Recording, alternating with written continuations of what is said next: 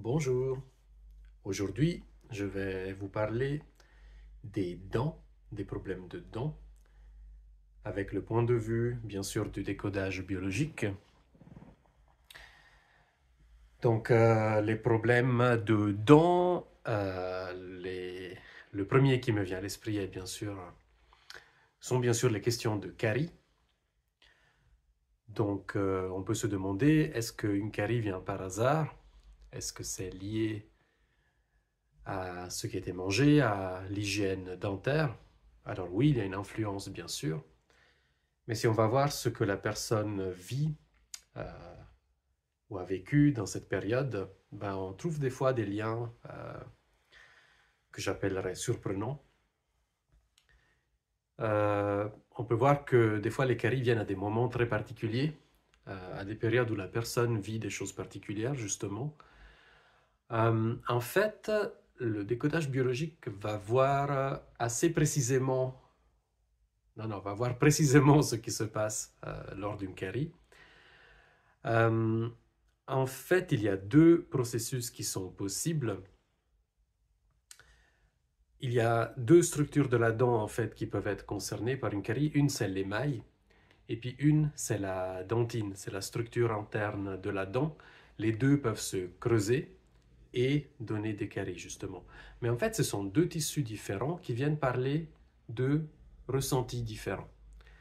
Pourquoi? Parce que l'émail, c'est la couche externe de la dent. C'est une structure qui vient nous parler de contact, de séparation. Alors que la dentine, qui est à l'intérieur, vient nous parler d'une structure, d'une valeur. Ce sont des tissus qui n'ont pas la même origine, en fait, et qui ne viennent pas coder pour les mêmes ressentis.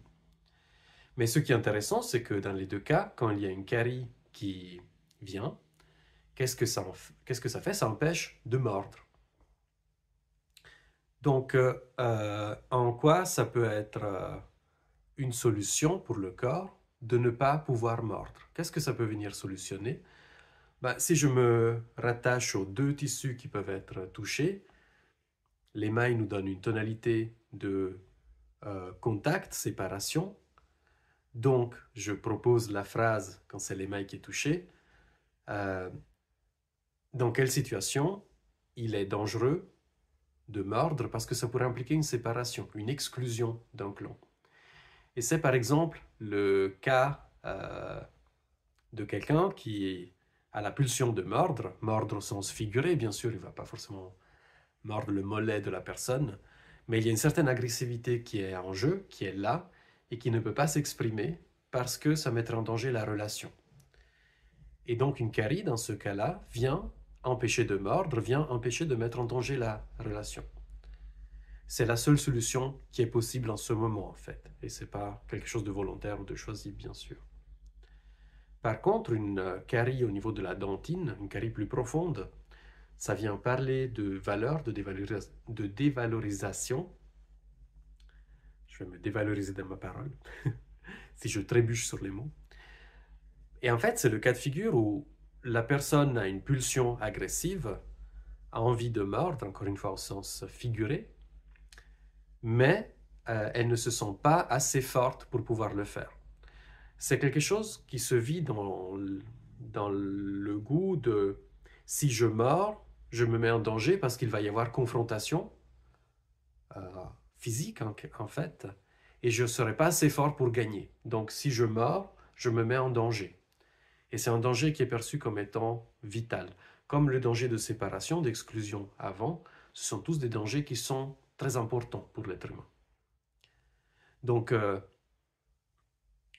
si je résume, il y a des caries qui viennent mettre en matière, je n'ai pas le droit de mordre, sinon je risque l'exclusion, la séparation, et d'autres caries qui viennent mettre en matière, je n'ai pas le droit de mordre, sinon je me mets en danger physiquement, je ne suis pas assez fort pour gagner le combat qui va s'initier en fait.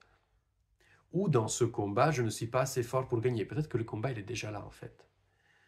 Donc finalement, c'est comme une autoconservation, une autopréservation de ne pas rajouter du feu dans ce combat-là. J'aime bien l'image du Saint Bernard et du Chihuahua. Le Saint Bernard pourrait très bien mordre un autre chien et gagner, mais il ne le fait pas parce qu'il se ferait punir par son maître. Un Chihuahua, par contre, il ne mord pas parce que s'il mord, il va se faire tuer. Donc, c'est pas le même enjeu. Et ça représente bien ces enjeux de séparation, rejet ou de dévalorisation. Mon dentiste me disait, les personnes qui font des caries ne font pas de tartre. Donc une carie, c'est un trou, c'est moins de matière. Et du tartre, c'est de la matière qui s'accumule en fait. Et c'est comme si ce sont des personnes qui fonctionnent de façon différente, celles qui font des caries, donc j'ai pas le droit de mordre, et celles qui font du tartre, qui en quelque sorte font des dents plus fortes, font des dents pas vraiment plus fortes, mais où il y a plus de matière. Donc, comme si c'était le moment de faire plus de matière, de se préparer en quelque sorte à une prochaine confrontation. C'est mon interprétation personnelle. On m'a parfois posé la question des problèmes de gencives, des parodontites. Qu'est-ce qui se joue dans ces problématiques? Une gencive qui se rétracte, ça fait deux choses. C'est aussi un tissu conjonctif, donc qui vient parler d'une thématique de valeur, de dévalorisation. Et j'y vois personnellement une dimension de quelle est la valeur de ma parole. Donc des problèmes de gencive viennent pour moi travailler des vécus autour de la valeur de sa parole, de la valeur qui est perçue par la personne même, bien sûr. Des gencives qui saignent, ça met la tonalité d'un contexte familial, de lien de sang. Qu'est-ce qui se joue en ce moment autour de la parole ou de la morsure, encore une fois, dans un cadre familial? Et bien sûr, des gencives qui se rétractent, qu'est-ce qu'elles font? Elles font que les dents sont plus visibles. Ça fait comme des crocs qui sont montrés. Donc il y a aussi là une piste de dissuasion, une piste d'agressivité qui ne peut pas se montrer autrement, mais qui est là et qui se montre physiquement, oui, mais finalement aussi par ce moyen. Donc des problèmes de gencives qui se rétractent, je viens poser la question, quelle est la valeur de la parole? Quelle est la valeur de la personne dans un contexte d'agressivité aussi? Et agressivité, ça peut être aussi, je montre mes limites. Les dents sont partie de notre visage, donc des dents où les gencives se rétractent et puis qui sont plus visibles, ça donne une image différente que quelqu'un qui est avec la bouche fermée, par exemple, ou dont les dents ne sont pas menaçantes. Donc, qu'est-ce qui se joue dans un contexte d'image aussi? Quelle image j'ai envie de montrer, mais je ne m'autorise pas à montrer? Est-ce qu'il y a une facette de moi qui a besoin d'exprimer de l'agressivité, mais qui ne se l'autorise pas? Voilà ce que... Finalement, c'est la phrase qui résume les problématiques dentaires sous le point de vue du décodage biologique.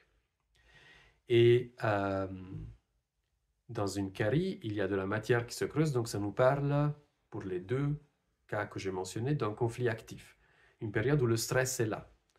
Donc, dans ces moments où il y a une carie qui est là, je propose d'aller voir quel stress est présent et qui demande une solution, qui demande d'être apaisé en fait.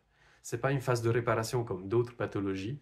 Là, on est vraiment dans le stress. Donc, il y a quelque chose qui demande de l'attention rapidement dans ce qui est vécu et dans comment c'est vécu. Et j'ai aussi envie de parler d'un autre volet, donc des problèmes d'alignement des dents. Donc ça me concerne personnellement. Et j'ai assisté dernièrement à une conférence sur la dentosophie, donc une discipline qui propose d'aligner les dents avec des prothèses en caoutchouc, mais surtout avec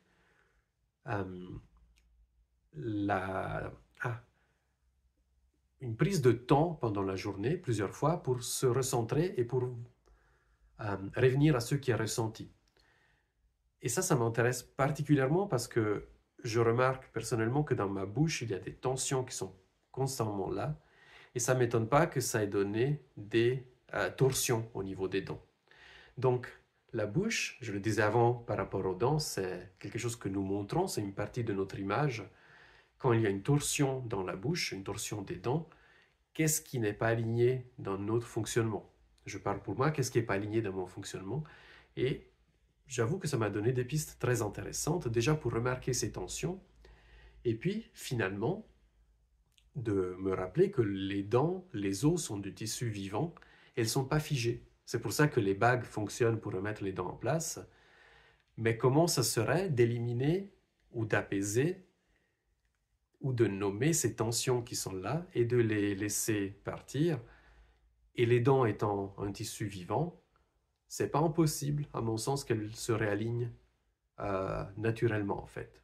Donc, oui, corriger les dents, mais aussi mettre de l'attention sur les tensions qui font que les dents se tordent, que la bouche met en matière, met en image des torsions. Voilà. Ah, bien sûr, les dents touchées, que ce soit par une carie ou une autre problématique, ont chacune leur symbolique.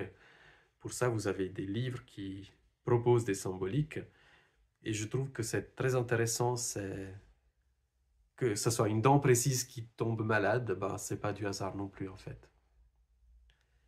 Voilà, c'était une vidéo complètement spontanée. J'espère qu'elle vous a intéressé et peut-être donné des pistes pour non seulement soigner les problèmes au niveau de la bouche avec des traitements, mais aussi pour les prendre comme une opportunité pour connecter à soi. Est-ce que ça a du sens dans ce que je vis en ce moment, que mes dents fassent mal et qu'elles m'empêchent de mordre, par exemple?